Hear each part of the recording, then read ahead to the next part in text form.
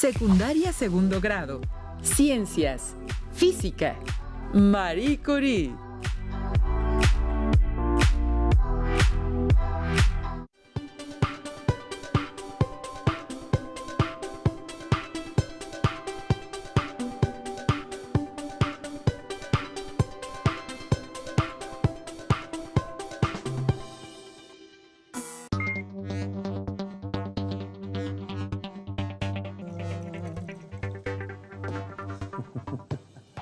Bienvenidas y bienvenidos, estudiantes de segundo grado de secundaria.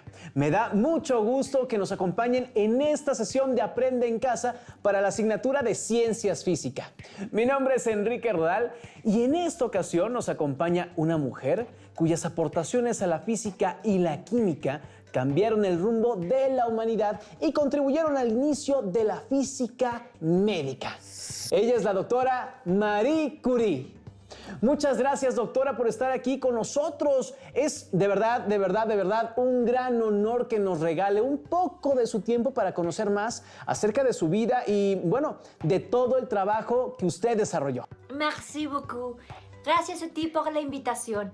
Es un placer para mí hablarles desde el más acá por medio de esta tecnología fascinante. Pero les envío un cordial saludo a todas y a todos los que nos acompañan desde sus hogares. Me he enterado que en este momento la humanidad está pasando por una pandemia, por lo que hago un llamado a que todas y todos extremen las medidas sanitarias. Veo que está, muy informada y esos consejos son muy buenos. Ustedes que nos ven desde casa, no olviden usar cubrebocas, lavarse constantemente las manos y, si es posible, permanezcan en sus casas para que pronto lleguemos al semáforo verde y regresemos a nuestras escuelas. Recuerden que, si te cuidas tú, nos cuidamos nosotros y todos.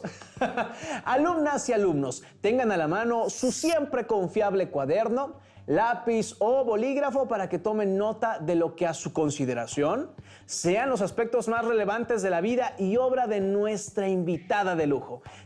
Si les surgen dudas sobre lo que se mencione, anótenlas y más tarde podrán investigarlas en libros especializados o en páginas de internet confiables. Ahora sí, doctora, ¿le parece si iniciamos la entrevista? Adelante. Si hay algo que me gusta es hablar sobre mi vida. Bueno, pues tengo entendido que usted fue la menor de 5 hermanos y que nació en Varsovia a mediados del siglo XIX. Cuéntenos, ¿cómo fue su infancia? Podría decirte que fue una infancia difícil. Nací el 7 de noviembre de 1867 en Varsovia, que es la ciudad más grande de Polonia, y desde 1596 es reconocida como la capital de este país. Mis padres me llamaron Marie Salomea Sklodowska. Entonces, a ver, resuélvame esta duda. ¿Su nombre no es Marie Curie? No, ¿cómo crees? El apellido Curie lo adopté al casarme con Pierre Curie. Ah, ya veo. Bueno, doctora, ¿ellos son sus padres?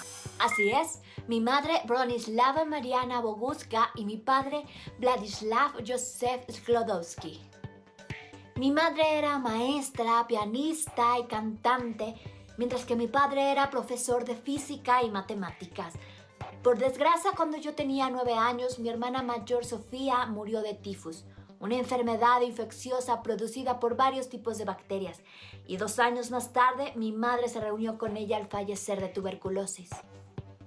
Doctora, de verdad, lo siento muchísimo. No quiero traer tan tristes recuerdos. Una disculpa. No te preocupes. Eso pasó hace mucho tiempo. Además, actualmente las veo siempre. Menos mal y, oiga, qué dicha poder estar con ellos. Déjeme mostrarle esta foto que aparece en pantalla. Sí, aquí podemos ver a todos sus hermanos y a usted, por supuesto. Así es. La mayor es Sofía, mientras que yo soy la más pequeña. Estoy justo en medio de la foto abrazando a mi hermana Elena, que era solo 1 año mayor que yo. A la derecha podemos ver a mi hermano Joseph y a mi hermana Bronislava. Ella tenía el mismo nombre que mi madre. ¡Cómo me gusta volver a ver esta foto de nuevo! Ay, qué bueno que le ha gustado, doctora. Pero síganos contando de su infancia. ¿Cómo era Varsovia en esos años? A principios de los 90, bueno, de 1790, Polonia fue invadida por Rusia, Prusia y Austria, lo que provocó que Varsovia se encontrara bajo la ocupación rusa. Rusia había impuesto su lengua y sus costumbres a la sociedad polaca. Sin embargo, la élite polaca, como protesta no violenta, impuso la educación científica y social como modo de mejora al mundo en el que vivíamos. Me imagino que al ser su padre un profesor, tenía un estilo de vida de nivel alto. Todo lo contrario, Sergei. Mi padre fue un seguidor activo de la Revolución Pacífica y las autoridades rusas penalizaban ese comportamiento. Él tuvo muchos problemas para mantener empleos con salarios decorosos, por lo que tuvimos que aprender a vivir de forma austera por la falta de dinero. Bueno, pero aún así usted logró ser una estudiante destacada por su excepcional capacidad de concentración e inteligencia. Me halagan tus comentarios. Gran parte de eso se lo debo a mi dedicación y a la dedicación de mi padre. Cuando las autoridades rusas prohibieron la enseñanza en los laboratorios, mi padre nos llevaba el material necesario para realizar experimentos en casa. De ese modo aprendí física y matemáticas. Oiga, entonces siempre estuvo en contacto con la ciencia. Claro, ayudada por su padre. Tienes razón. Desde muy pequeña me di cuenta que mi vocación eran las ciencias. Tengo entendido que a los 15 años logró graduarse con honores de la secundaria, como la mejor alumna de su clase. Pero no pudo cumplir su sueño de seguir estudiando en Polonia. Cuéntenos, ¿a qué se debió eso? ¿Qué pasó? En esa época, en Polonia estaba prohibida la entrada de mujeres a la universidad. Y desafortunadamente mi familia no tenía los recursos económicos para costear mi educación fuera de mi país. Qué terrible, doctora. No me imagino la frustración que debió sentir. Ahora sí que, por suerte, actualmente no tenemos ese tipo de prohibiciones absurdas. Todas y todos podemos acceder a una educación sin importar nuestro género. En verdad, me emociona mucho que cualquiera que lo desee, con un poco de esfuerzo, pueda cumplir sus metas. Bueno, y regresando, sígame contando más, doctora. ¿Por qué esas situaciones no truncaron su camino? Claro que no, pero sí me tomó algunos años más. Mi hermana Bronislava y yo hicimos un pacto. Yo le ayudaría a pagar sus estudios de medicina en París y después, cuando ella hubiera terminado, me ayudaría a pagar los míos. Trabajé durante 8 largos años como institutriz.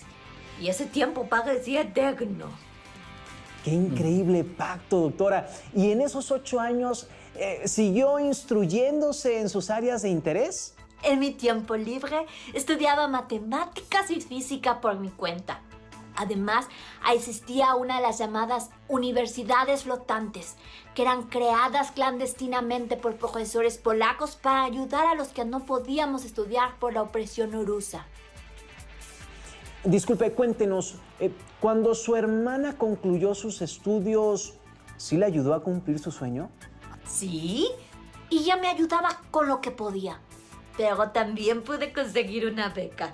Y a los 24 años entré a la Facultad de Ciencias Matemáticas y Naturales de la Universidad de la Sorbona en París. Fíjese que por aquí tenemos una foto suya. A esa edad, déjeme mostrársela. ¡Ay, qué buenos recuerdos me trae! Yo era muy tímida. ¡Ay, pero mira mi cabello! Nunca supe peinármelo. Aunque llamaba mucho la atención por ser la única mujer y por mi forma austera de vestir. Además, siempre me sentaba en la primera fila y mi nombre resultaba impronunciable para mis compañeros. Le voy a ser muy sincero, la verdad es que sí está un poquito difícil de pronunciar. Discúlpeme. Doctora, ¿fue muy difícil adaptarse a estudiar en otro país? Una de las cosas que me detenía era el idioma. Así que fue lo primero que estudié. Mi hermana en ese entonces ya estaba casada con un médico polaco y vivía en París. Así que practicaba con ella. qué dicha. Entonces, durante sus estudios universitarios, vivió con su hermana. No, la casa de mi hermana estaba a 2 horas de camino de la universidad. Imagínate eso. ¿Quién pierde 2 horas de su vida en traslados? No. Yo preferí vivir en un barrio cercano. Renté un pequeño ático. ¿Y eso no representaba incomodidades para usted? Sí, la verdad es que tenía muy poco dinero. Muchas veces pasé hambre y frío. Incluso me enfermé algunas ocasiones por no comer ni dormir. Para no encender la calefacción, me ponía toda mi ropa en invierno. Parecía lo que ustedes llaman tamali. Dígame algo, ¿considera que valiera la pena tantos sacrificios? Por fin estaba cumpliendo mi sueño. Todo lo que aprendía me deleitaba. Era como si un mundo nuevo se abriera para mí. Ese mundo era el de la ciencia. Por fin tenía acceso al conocimiento con total libertad. A pesar de las dificultades, su entusiasmo de verdad es que contagia y me alegra que haya logrado sus metas.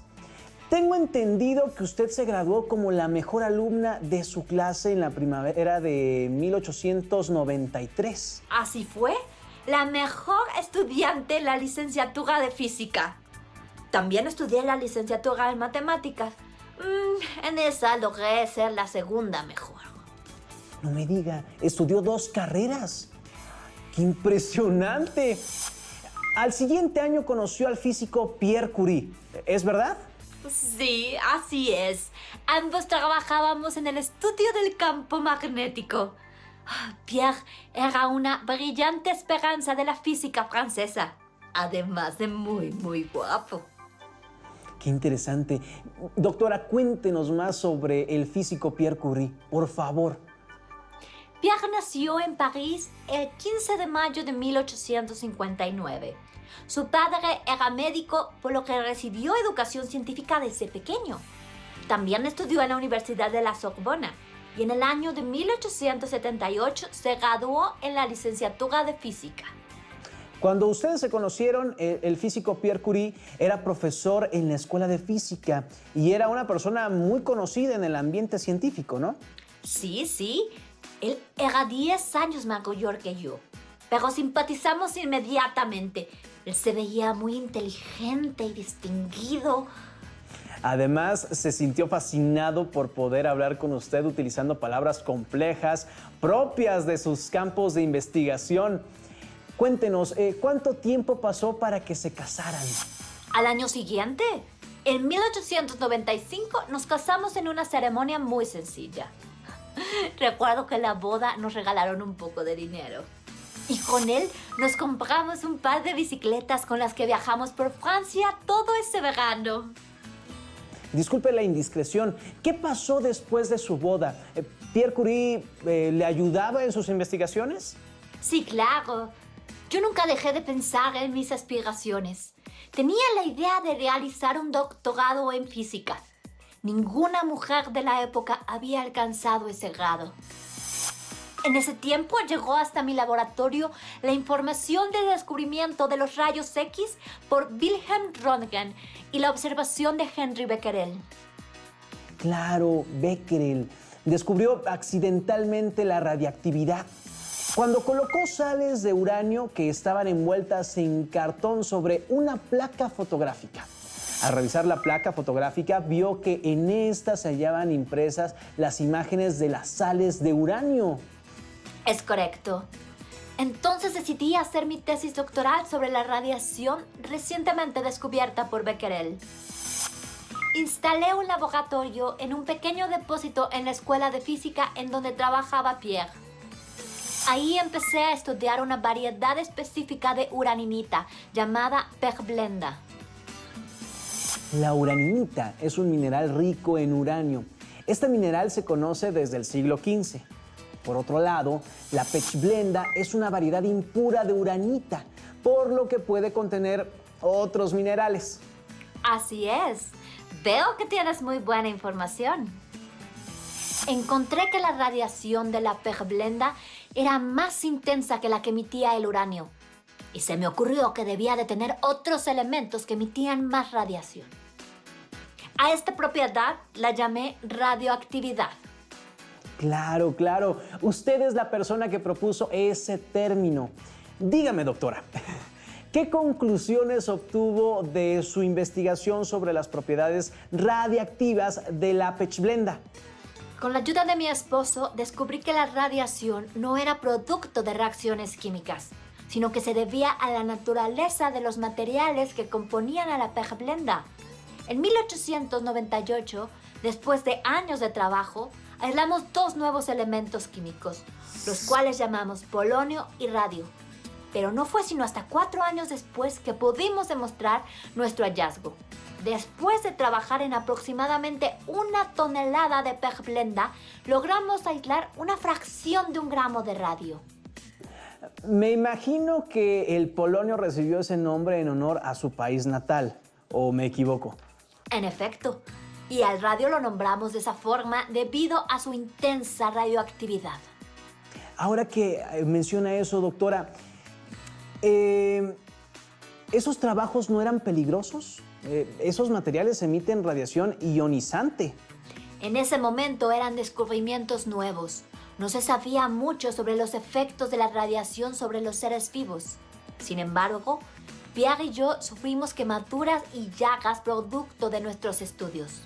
De hecho, Pierre llevó a cabo una investigación sobre los efectos de colocar el radio sobre la piel.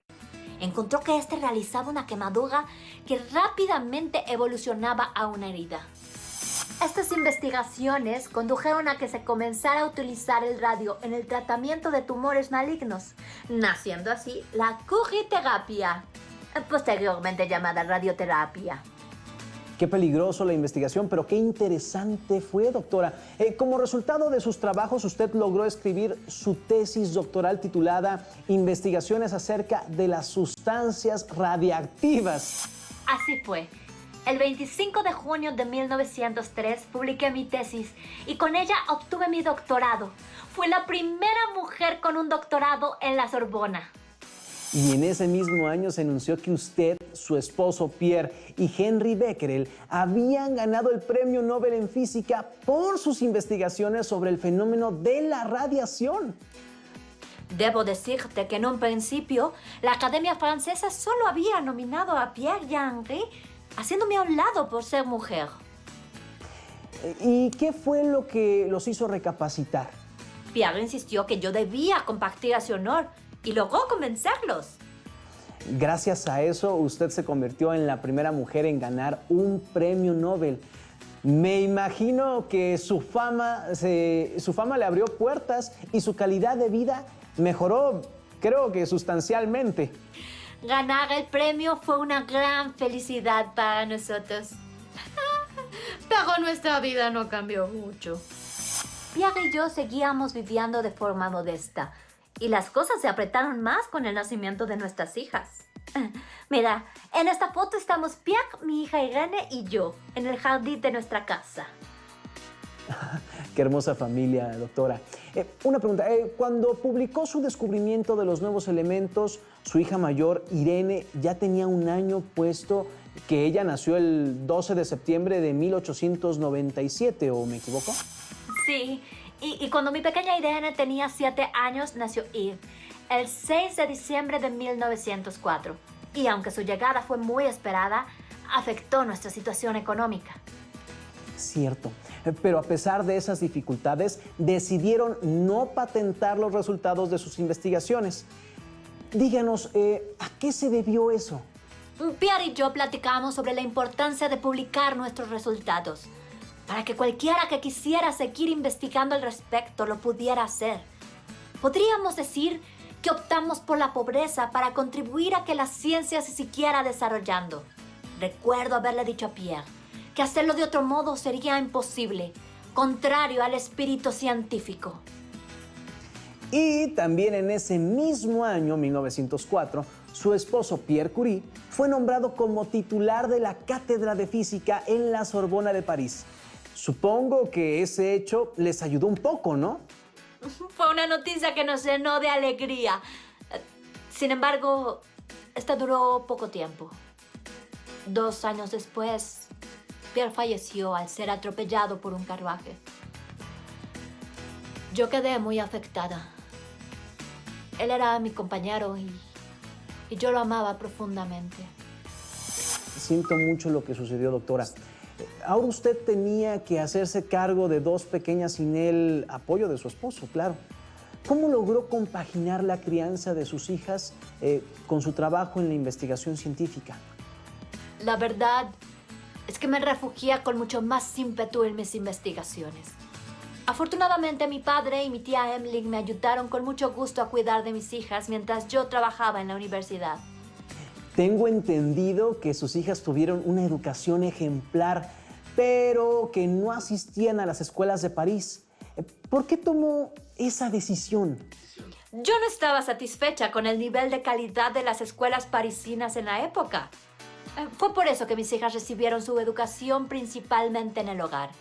Conseguí a distinguidos académicos que les daban clases, cada uno en su área de especialización. Y doctora, ¿usted también le dio clases de alguna materia a sus hijas? Claro, yo me encargué de enseñarles física, tal y como hizo mi padre conmigo. Quizá por eso fue que mi hija Irene desarrolló un gran interés por la ciencia. Era una niña muy buena en las matemáticas. Bueno, tan buena que también recibió un premio Nobel junto a su esposo Frederick en 1935 por sus trabajos en la síntesis de nuevos elementos radioactivos. Y dígame, doctora, ¿en qué área se especializó Eve? Ella se decidió por las artes. Estudió ciencias y filosofía graduándose en 1925. Fue concertista de piano, además de actriz y escritora. Sin duda, cada una de ellas triunfó a su modo. En esta foto que podemos ver están las 3. Cuando su esposo falleció, ¿se le ofreció a usted que ocupara su puesto como catedrática? Me imagino que lo aceptó sin pensar. Fue una decisión difícil, pero acepté suplir a mi esposo. Con eso me convertí en la primera mujer en tener una cátedra en la Universidad de París. El primer día estaban todos los alumnos atraídos por la curiosidad que representaba que una mujer diera clase. Todos me miraban como bicho raro mientras yo continuaba con el último tema que había enseñado Pierre. Con lo que nos cuenta, me doy cuenta que su vida fue una lucha constante contra la discriminación por su origen y el machismo. Por sus grandes logros, fue considerada como merecedora de un lugar en la Academia Francesa de Medicina, pero el machismo y la xenofobia hicieron que se le negara ese honor. Así es. Pero en 1911 recibí la noticia de que se me otorgaba por segunda vez el premio Nobel. Esta ocasión en química, por el descubrimiento del peso atómico del radio. Y usted fue la primera persona en recibir 2 premios Nobel, honor que solo han recibido 3 personas más hasta ahora. ¿En serio?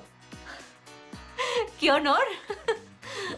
Pues sí, yo seguía trabajando de forma incansable, pero aunque no lo notaba, mi salud se estaba deteriorando por la constante exposición a la radiación. Es verdad.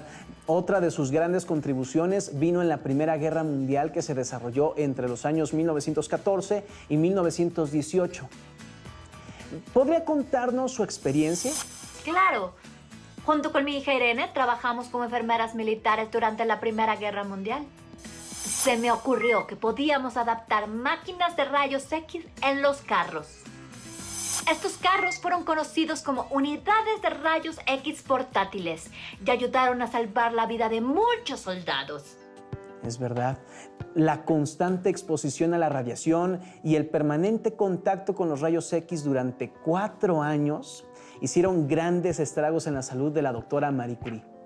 En mayo de 1934 cayó enferma sufriendo de fatiga constante, mareos y fiebre. Los médicos le diagnosticaron leucemia complicada por una anemia severa. La doctora Marie Curie falleció el 4 de julio de 1934 a los 67 años de edad. Fue enterrada junto a su esposo en una ceremonia íntima. La doctora Marie Curie libró muchas batallas a lo largo de su vida contra la situación política de su país natal, el machismo, la discriminación y la falta de recursos. Aún así, con su dedicación y empeño, logró contribuir no solo al crecimiento de la ciencia, sino a la aceptación de las mujeres en el ámbito académico. A casi 100 años de su muerte, gran parte de sus objetos personales, incluyendo la ropa, muebles, libros y sus notas de laboratorio, siguen contaminados por la radiación. Estos objetos, considerados como tesoros, están almacenados en una caja forrada con plomo en la Biblioteca Nacional de Francia en París. Para consultarlos se requiere de equipo especial. Los restos de Marie Curie, Pierre Curie, fueron trasladados al Panteón de París, donde yacen los restos de ciudadanos franceses distinguidos. Sus cuerpos fueron colocados en ataúdes forrados con placas de plomo de aproximadamente 1 pulgada. Y es así como termina la historia de esta mujer considerada como la madre de la física moderna. Esperamos que hayan disfrutado este ciclo de entrevistas y que les invite a reflexionar acerca de las circunstancias que rodearon la vida de estos grandes personajes. Agradecemos la compañía de la doctora Marie Curie y a todas y todos los que nos ven desde casa, les invito a que sigan las sesiones de Aprende en Casa. Claro, todos sus contenidos. ¡Hasta luego! Si tienes dudas o necesitas ayuda, llama al Centro de Apoyo Pedagógico a Distancia. El número de teléfono para secundaria es el 55 36 01 71 23. Si requieres consultar los libros de texto en versión digital, recuerda que los puedes encontrar en la página conalitec.cep.gov.mx. Y recuerda que también cuentas con el sitio aprendeencasa.cep.gov.mx, en donde podrás ver nuevamente los videos de los programas y además encontrarás actividades para fortalecer tus aprendizajes. También te invitamos a que consultes la plataforma nuevaescuelamexicana.cep.gov.mx.